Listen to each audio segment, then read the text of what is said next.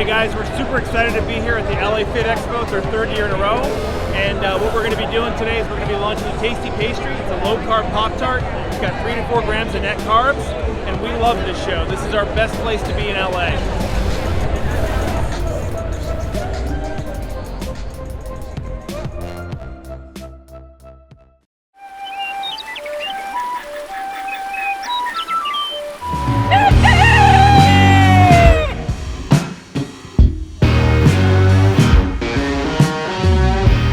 Welcome back to Legendary Foods Muscle in the Morning. I'm Dave Palumbo and today is Thursday, September 3rd, 2020.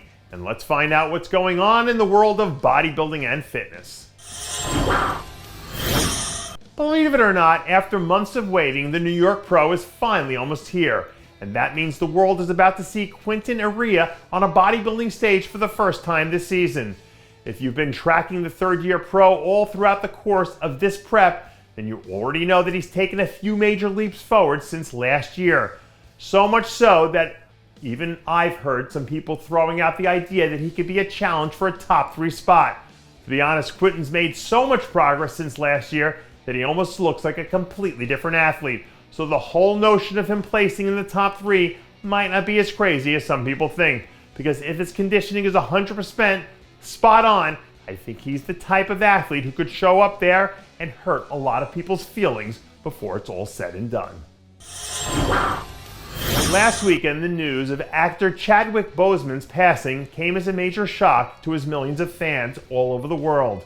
During his short 43 years on this planet, Boseman was probably best known for his role in Black Panther, which was a groundbreaking film for a lot of different reasons.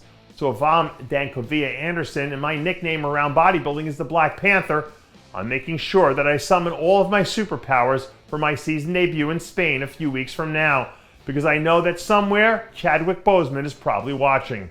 A few days ago, I heard from a source that Anderson was in fact planning to make his 2020 debut in Spain, where he's hoping to take advantage of the extended qualification window Pro League officials put in place there. In the past, when Dancovea's been on his game, he's shown that he can be a real problem.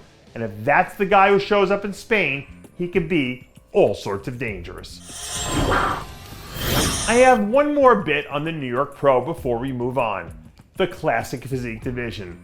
On paper, or at least what we've seen so far, this lineup looks like it should have some parity to it. And usually parity and good competition go hand in hand in bodybuilding.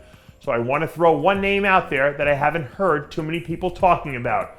Kirill Khudaiev. Kirill's the longtime prodigy of Dennis Wolf, and from what I'm told, Kirill and Dennis are feeling very confident about what he's bringing to the table this year.